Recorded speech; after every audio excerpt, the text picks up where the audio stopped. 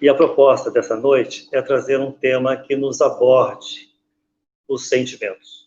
E exatamente como Renata havia falado, ficou mesmo a consolação dos aflitos. É necessário a todos nós espíritas buscarmos esses ensinamentos trazidos por Allan Kardec.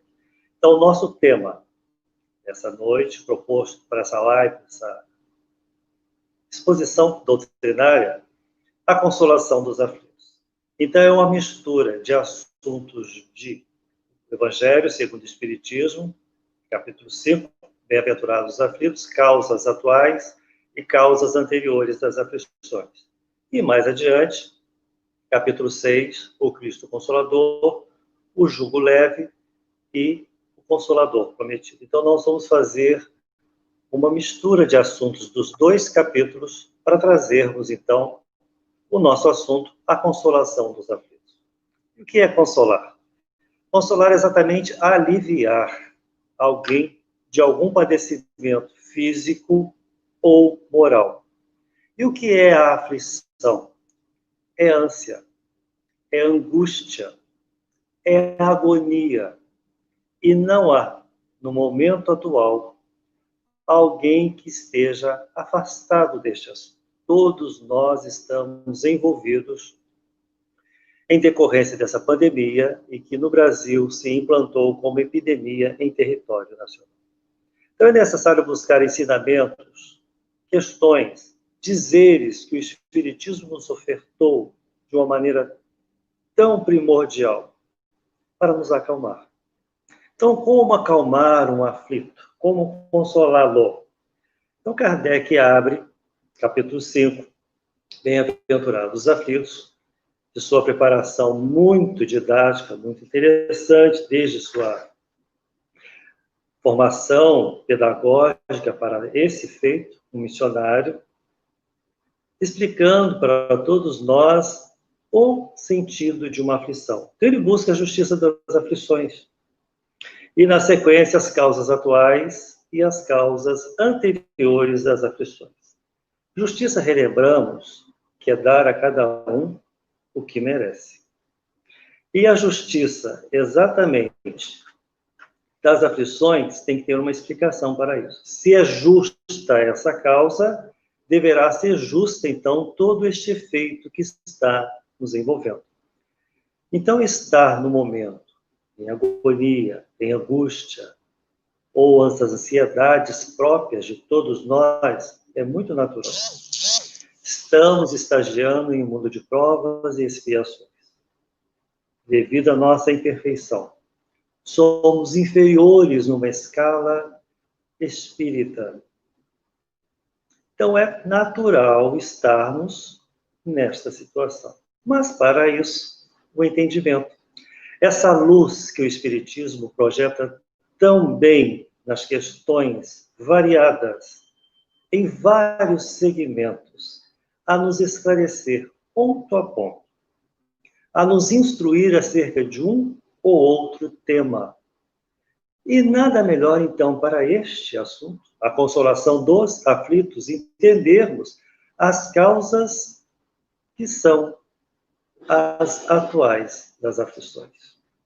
Muitos de nós, que experimentamos problemas variados, estamos hoje em situações as quais experimentamos os sofrimentos.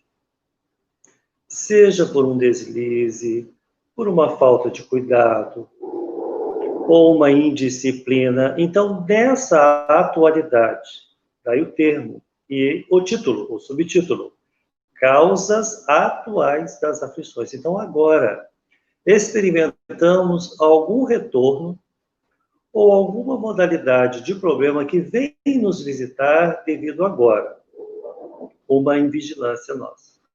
Então, certamente estamos hoje, muitos de nós, com algum problema ou outro, o qual nos visita, e ele faz parte do agora. Então, Kardec elencou vários itens, nós não vamos ler, mas apenas relembrar e pedimos só a permissão para retomar o assunto, ele explicando quantos homens caem por falta de ordem, de perseverança, uniões infelizes, doenças, enfermidades, culpas? Não. maneiras de corrigi-las. Não vamos nunca nos culpar disso ou daquilo, nós estamos em aprendizado. Quanto mais nos penalizamos, fica pior. Então é melhor começar a entender para compreender. E o Espiritismo completa tudo isso nos nossos pensamentos com o seu papel de consolador prometido por Jesus, como nós vamos comentar mais adiante. Então ele vem comentando, e é muito interessante, quantos na atualidade, por um problema ou outro, então vamos trazer a contextualização para o assunto do momento, sem crítica, mas relembrando aqueles que brincaram com a doença, ou colocaram a doença de uma maneira irrisória, ou que ela não o atingiria. Então, apenas isso, para nós refletirmos, quando, então, o Covid-19 se instalou, muitos não deram a atenção. Alguns já vitimados pela doença, e até alguns de uma maneira fatal. Então, quantas intemperanças ou falta de cuidado requer o homem para um assunto ou outro, a sua rotina, o seu dia a dia, e que exatamente isso é a causa atual, ou seja, aquilo que vai lhe afligir, volta-lhe de uma maneira para lhe mostrar. Olha o que você fez. Então agora é hora de repensar, de reprogramar, de se recolocar novamente em um caminho o qual você se afastou. Então aí, esse termo que estamos trazendo, que é o que envolve o subtítulo atual. É a causa do momento, é a causa que agora estamos suportando, uma falta de cuidado. Então, merece, da nossa parte, mais atenção, uma vez que o Espiritismo nos instrui a respeito desta maneira, de como deveremos agir e proceder para que males não nos acometam ou não nos envolvam na nossa romagem terrena, já de uma maneira geral, todos nós aqui em processos expiatórios ou provacionais. Não há aquele que esteja praticamente livre disso. Até os missionários aceitam provas ou aceitam expiações coletivas ou individuais para justamente melhorar seu processo evolutivo. Nós temos um grande exemplo nosso de Minas Gerais, eu sou mineiro também. Chico Xavier não esteve à parte de problemas e nem de doenças. E um grande missionário a trabalho do Cristo nas terras brasileiras. Nem Chico Xavier, nem Eurípides Barçanufo, vitimado pela gripe espanhola, lá no início do século passado. Nem Anália Franco, da mesma maneira, vitimada pela gripe espanhola, também no início do século passado. Então, são seres virtuosos que estiveram entre nós, trabalhando. Na seara espírita, citamos 3 espíritas autênticos que se doaram à causa: Chico, Eurípides Barçanufo e Anália Franco. E outros tantos, estamos buscando os nossos referenciais no meio espírita, e outros tantos que também, com trabalhos dignos, não se isentaram de problemas estes que os vitimaram, de uma maneira ou outra, através das doenças, ou de uma forma fatal, como foi no caso de Eurípides e de Anália, que foram aqueles, entre tantos, levados pela gripe espanhola que assolou a pátria brasileira no início do século XX. Então, na sequência desses nossos comentários, nós já vamos lembrando que somente o Espiritismo, para projetar essa explicação tão segura ao próximo assunto. Qual doutrina filosófica apontaria em nosso mundo uma razão para uma causa anterior de uma aflição? Todas as filosofias trabalham o ser, seu papel, o seu pensar. Mas o Espiritismo foi além. Mostrou e revitalizou um assunto antiguíssimo no nosso mundo, que se tornou proibido pela Igreja no século IV, no século passado, séculos passados, a reencarnação. Então, para entendermos causas anteriores das aflições, nós temos de nos remeter ao assunto pluralidade das existências, para começarmos a compreender. Pois se nessa vida, nessa atual conjuntura, nada apresenta ou aparenta um problema, e de uma maneira fortuita, ou de uma maneira que surge de pronto, de imediato, um problema, como entendê-lo? Se agora nada conspiraria a termos este problema. Então, temos de nos buscar ou entender em algum passado, para aí sim entendermos a causa deste problema. Daí o título, Causas Anteriores às Aflições. E Kardec destacou muito bem como entender as crianças em tenra idade, que nada sofreram ou nada experimentaram, já vem todo um processo doloroso. Prova para os pais, prova para o espírito reencarnado. Vai passar dias, horas, meses, anos, com problemas graves, com difícil solução ou resolução da questão ou do problema, ou da doença congênita que surge e que aparece. Para aquele espírito reencarnado, aí está a sua causa anterior, em um passado, em uma outra vida, em uma outra ocasião, data, local, cultura, este ser se comprometeu e solicitou ou aceitou, conforme o planejamento reencarnatório, retornar à matéria e burilar, ajustar-se em algum detalhe que ele ficou pendente em processos evolutivos. Então voltou esse ser para uma reencarnação e lá, nos seus momentos de vida, surge então o seu padecimento, a sua angústia, a sua aflição.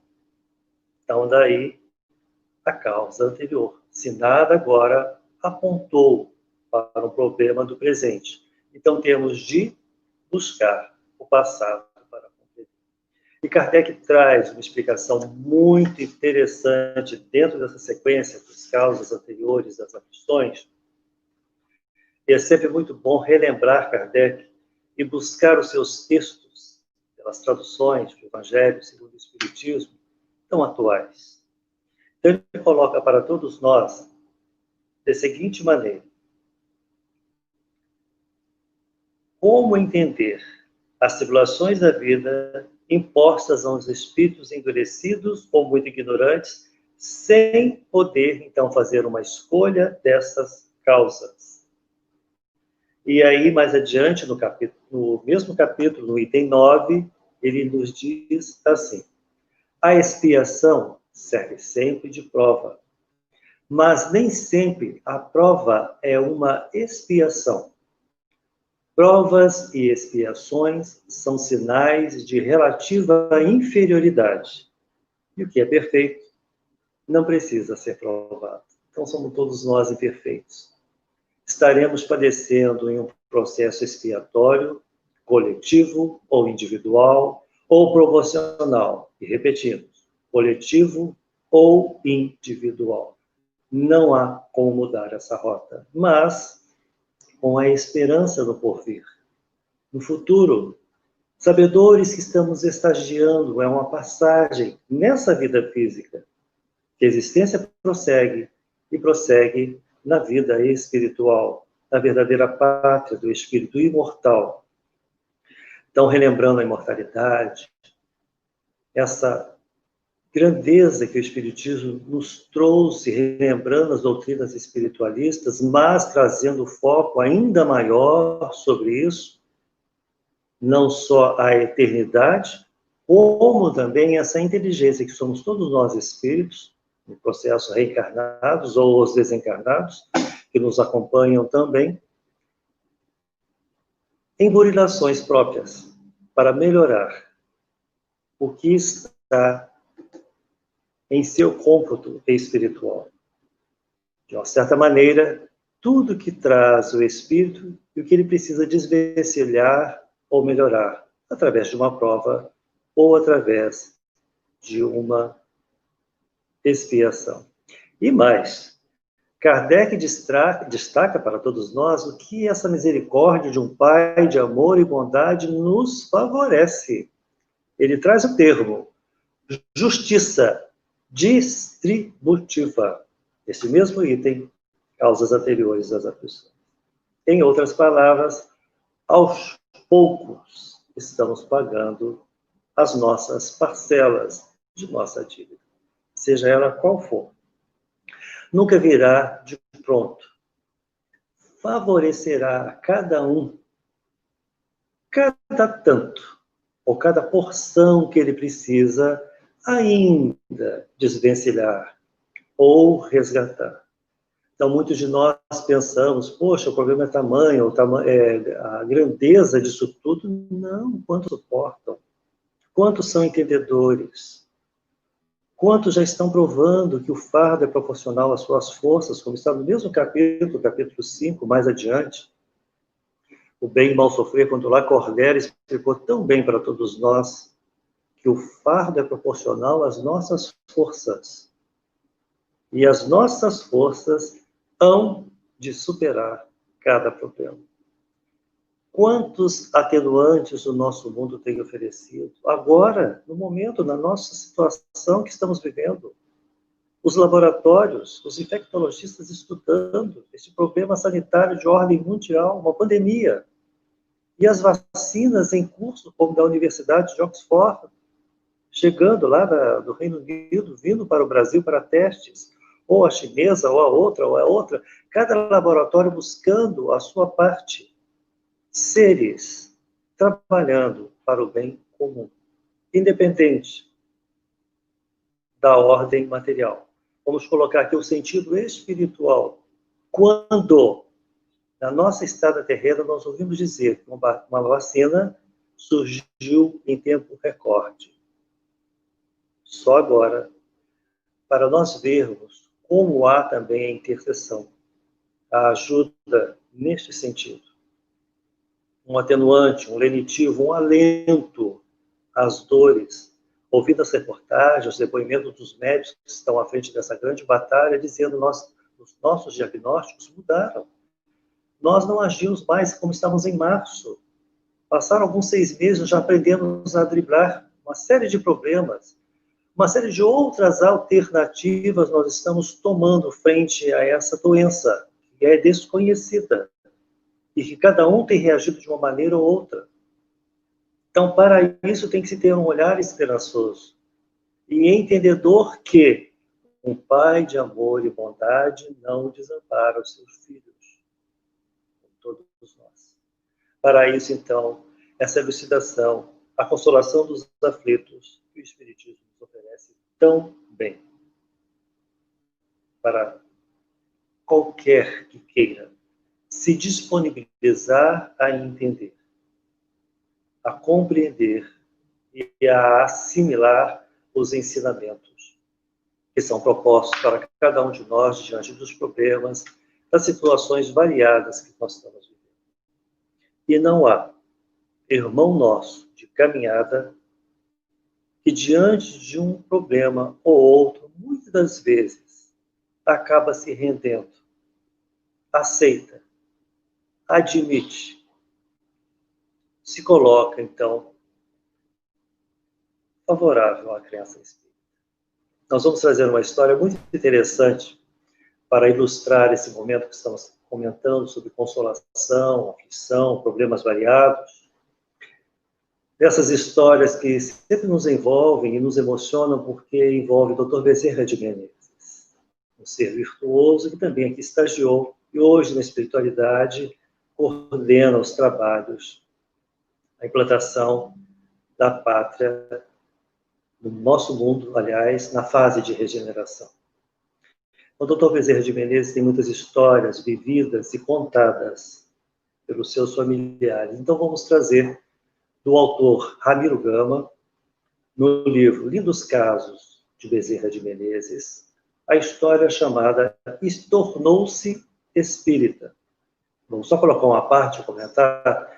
Ramiro Gama, ele não conviveu com o Dr. Bezerra de Menezes, ele coletou as histórias com os parentes, os netos, aqueles todos que se envolveram com as histórias. Então, ele buscou na fonte do parentesco do Dr. Bezerra de Menezes para nos relatar em livro. Assim também ele fez com as histórias de Chico Xavier. Com um detalhe, com o Chico Xavier ele conviveu. Então, ele pôde contar muita coisa de experiência própria com o Chico. Os lindos casos de Chico Xavier, o outro livro. Nesse livro, Os Lindos Casos do Dr. Bezerra de Menezes, então, é uma coleta de dados com os familiares. Então, o que nos diz esse caso que tornou-se espírita? Dr. X, muito amigo de Dr. Bezerra de Menezes, estava escandalizado com a crença espírita do amigo, o médico dos pobres. Ele achava aquilo uma coisa fora do normal.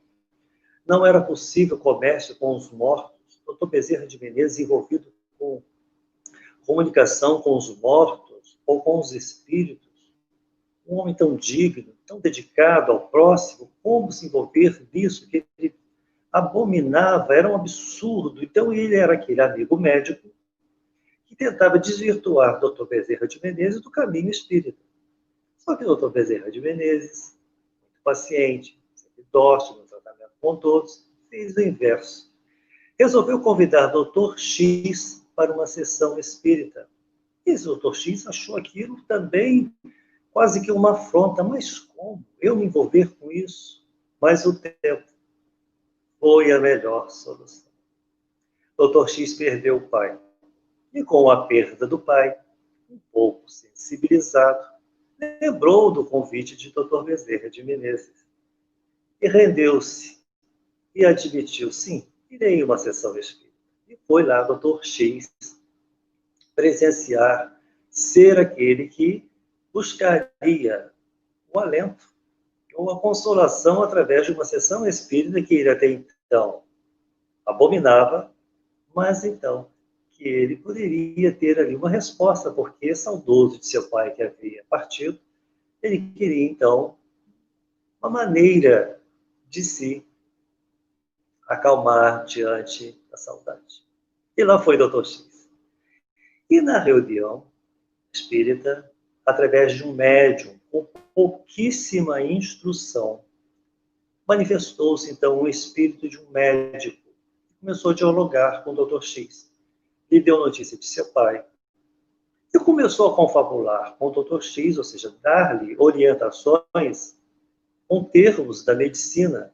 Ou seja, era muita cultura para aquele médium de pouquíssima instrução. O Dr. X imaginou, isso é um embuste. Isso é uma armação, eu não vou ficar aqui, não pode ser, esse homem não pode estar falando com tanta riqueza de conhecimento, estou vendo que é uma pessoa muito simples, ele não tem esse conhecimento, ou seja, confundindo o médium com o comunicante através de uma entidade desencarnada. Largou a reunião e foi embora para casa contrariado, se dizendo envolvido em uma armação feita para ele se render ou admitir ou acreditar na crença dos espíritos. Chegando em casa, começou a reclamar com a família, que havia ido a uma sessão espírita com o Dr. Bezerra de Menezes, a convite, e aconteceu aquilo tudo e tal, e passou. Conversa vai, à noite, na hora do jantar, ele continuou a reclamar. E à mesa estava a sua filha, de 28 anos, a esposa, todos reunidos para o jantar, e ele continuou a reclamar da sessão espírita que ele havia abandonado e que havia regressado para casa contrariado. Nisso, a filha, apenas uma jovem de 28 anos, recém-formada, uma normalista, cai em transe, incorporou o mesmo espírito lá daquela sessão espírita e continuou a conversar com o Dr. X, com os mesmos termos da medicina que a jovem desconhecia, e até mesmo a contragosto dela, porque ela não era médium, ela nunca tinha ido a uma sessão espírita, eles não eram espíritas, como já dito desde o início, era algo anormal, não. Não há fronteiras para os espíritos. Não há fronteira, até para chegar a uma consolação de uma maneira até mesmo estranha. Porque esse espírito começou e continuou a conversa. E Dr. X, então, se rendeu. Admitiu. Passou a acreditar. além de ter sido consolado com os esclarecimentos que ele buscava. No dia seguinte, então, ele vai buscar o Dr. Bezerra de Menezes com as desculpas, com o seu pedido de perdão, beijou-lhe as mãos, e a partir do dia seguinte, o Dr. X tornou-se espírita, com as evidências e os fatos. Muitas das vezes assim. Precisamos da prova material para nos tocar. Daí o título do caso. E tornou-se espírita. Sabemos de tantos amigos nossos que estão na seara espírita que foram crédulos, ou abominavam, ou até mesmo resistiram, até que a prova lhes tocou profundamente. Uma história de uma amiga que o livro precisou cair da estante onde já havia colocado, para ela ver realmente a intercessão dos espíritos, que a página caiu, o livro caiu, e era o livro dos espíritos. Ou outra amiga também, que a história é bem similar, caiu Caminho, Verdade e Vida no chão com a página que a tocou, ela repugnava o espiritismo, havia ganhado o livro, as duas histórias similares. Em cada casa foi preciso um efeito, um fenômeno, para que os livros despencassem de gavetas ou de estantes, para tocar aquela pessoa no seu problema. E ambas, cada uma no seu tempo, cada uma no seu momento, tornaram-se também espíritas, companheiras nossas de atividades espíritas. Outros tantos que vão às portas dos centros espíritas pedindo ajuda, uma explicação e não conseguem, através da sessão de passes, ou até mesmo de uma carta, umas cartas, através de Chico, as cartas consoladoras. Quantas mães consoladas? Dias atrás, revendo Nair Belo, numa das suas entrevistas, eu admirava muito essa atriz, acabei buscando e reencontrei. Eu queria mesmo buscar esse detalhe, como ela mudou quando ela buscou Chico Xavier para entender aquilo que ela não compreendia sobre a morte de um filho, sobre um acidente. Então ela passou a entender muito porque foram páginas e páginas de psicografia com detalhes que só ela sabia, na vida particular de seu filho, para ela se render à evidência da comunicabilidade dos espíritos. Então é assim que o Espiritismo nos consola, seja de uma maneira, seja por uma mensagem, seja por uma resposta de um amigo encarnado, sintonizado com o bem, mensageiro dos espíritos naquele instante, fazendo o papel de intermediário a nos dar as respostas, a nos acalmar o coração diante de um problema ou de outro. Como trouxemos a história daquele que buscou a consolação de uma forma mesmo contrariado e ainda não recebeu, mas depois precisou vir uma prova, uma manifestação, um fenômeno, para então aquele médico, Dr. X, admitir, não tem como contestar. É a prova que eu estou vendo. Como uma pessoa que nunca teve comunicação ou envolvimento com o espiritismo poderá ser o canal de informação de uma entidade como Deus. Então foi muito interessante, não só ele viu pelo médium, que segundo o relato, não tinha instrução para usar os termos da medicina, como a filha, em sua casa, médium, como se vê, e que incorporou por ser aquele canal apropriado para o momento para chegar até o pai, a mesma comunicação para então que ele pudesse ser tocado e ser ajudado para trabalhar por uma causa a qual ele até então implicava. Então, na sequência, nós vamos trazer mais assunto, agora do capítulo 6, Cristo Consolador, quando Kardec buscou aquela passagem tão bonita de Mateus, para abrir o capítulo 6, o Cristo Consolador, o jugo leve. Vinde a mim, todos vós que estáis aflitos e sobrecarregados, e eu os aliviarei. Tomai sobre vós o meu jugo, e aprendei comigo que sou dócil e humilde de coração. E encontrarei descanso para as vossas almas, pois o meu jugo é suave e o meu fardo é leve. Palavras de Jesus divulgadas por Mateus no capítulo 11, versículos 28, 29 e 30. Então, como entender o sofrimento, as misérias, as perdas de entes queridos? os problemas variados, as aflições, se nós não colocarmos uma projeção mais dilatada, olharmos mais adiante. Então, é a crença em uma vida futura. Na vida que segue, na vida que continua, e que estamos agora em estágio provisório, numa roupagem física, mas não sempre. Temporário, repetimos. Por um tempo. É essa explicação que esse fardo se torna leve e o jugo se torna suave quando começamos a trabalhar, esquecendo de nós, como aqui mesmo no comentário de Allan Kardec.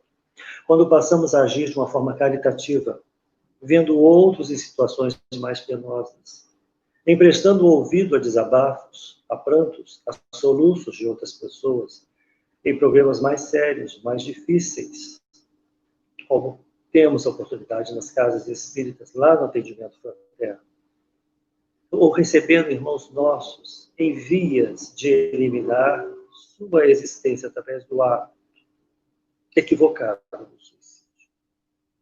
Quantos irmãos socorridos, alentados por uma luz chamada Espiritismo, que projeta no seu âmago, no seu sentimento, e o faz por si mesmo ele se reerguer, ele se ajudar, ele se consolar pelo livre arbítrio, escolha individual.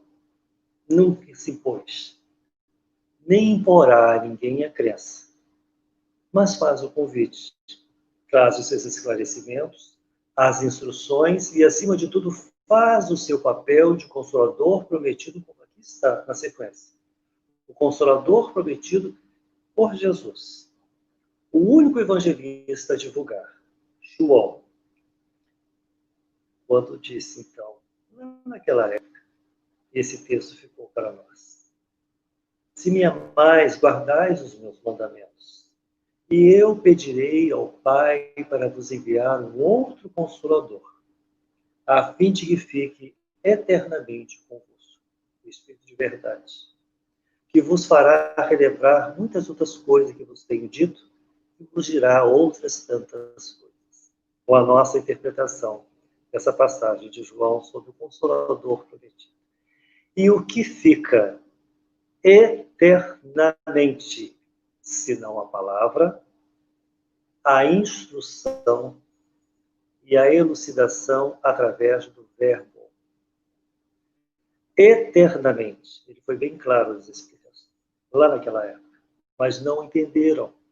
Só o tempo, com os séculos, viria então e se instalaria no nosso mundo através de uma maneira organizada e codificada pelo missionário Allan Kardec e toda a sua equipe de médios, assessorado pelos espíritos superiores, para então edificar uma doutrina que faria o papel do Consolador prometido, que ficaria conosco, para trazer, então, o que nós estamos apresentando nessa noite, a consolação, diante das aflições. Mas como diz Kardec nesse mesmo enunciado, desse assunto do Consolador prometido, mas como ser feliz por sofrer, parece um contrassenso diante disso tudo, não. Quando se entende o papel do ser em estágio na matéria, passageiro, por um tempo, começamos então a descortinar essa grande realidade de um Consolador que veio nos dizer que há uma necessidade para o sofrimento e que ele tem um tempo, ele tem o durante para acontecer na vida de todos nós e desaparecer ou desanuviar ou curar quando então cessado o momento, ou quando cessa a estada terrena ou a romagem física, ou quando, como estávamos comentando até então, há um atenuante com vacinas, com tratamentos, com terapias, com reabilitações, e a pessoa então consegue se curar, como também a cura espiritual, a cura da doença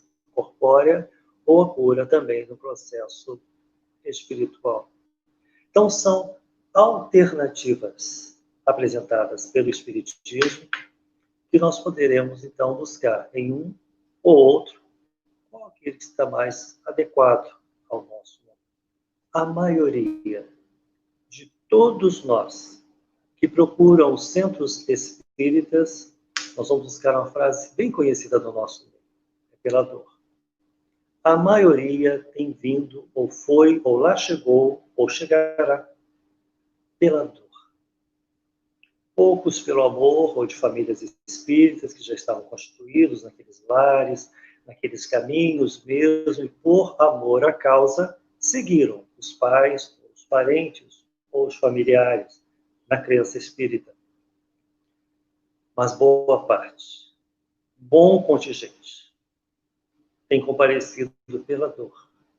E muitos, hoje, bem mais revigorados, refeitos, trabalhando, atuando nessa doutrina, como muitos trabalhadores, muitos tarefeiros, amigos nossos, que já nos contaram suas histórias nas nossas viagens ou nas nossas confabulações pelas casas espíritas que frequentamos, nossa cidade ou cidades da região, que lá chegaram um dia com uma série de problemas e que eles desapareceram quando eles então, se engajaram nas tarefas e nos trabalhos. A dor desapareceu, ou aquele problema sumiu, ou aquela queixa desanuviou, e passaram a atender irmãos de caminhada com problemas maiores, problemas bem mais difíceis.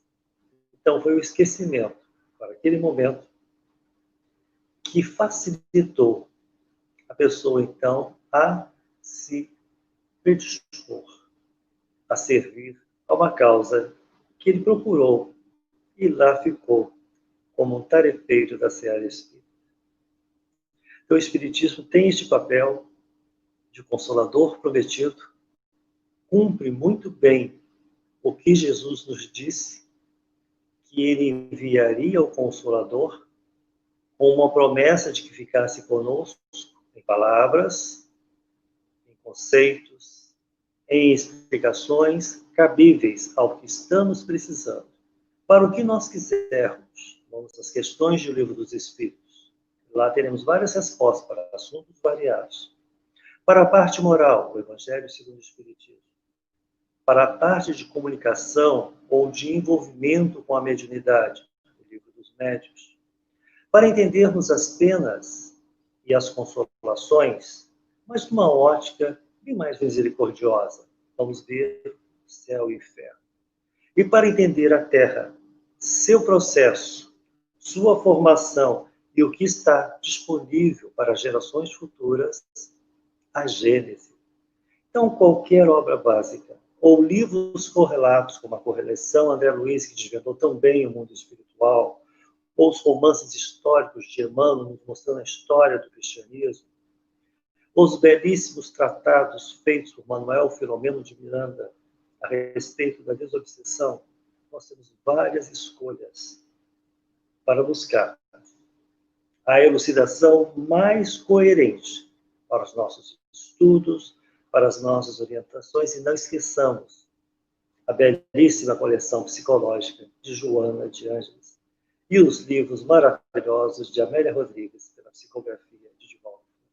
Então, são N alternativas de autores de escola que podemos buscar para entender, assimilar e fazer com que o nosso espírito sedimente informações para nos fortalecer diante dos embates da vida. Nós vamos, então, fazer uma parte para trazermos a finalização do nosso estudo dessa noite, através de uma poesia que está no livro Parnaso de Além Túmulo. E o interessante é que o autor dessa poesia foi um suicida, Antero de Quental, renomado poeta português. Também participou entre vários outros poetas que ditaram a Chico Xavier as belíssimas poesias de Parnaso de Além Túmulo.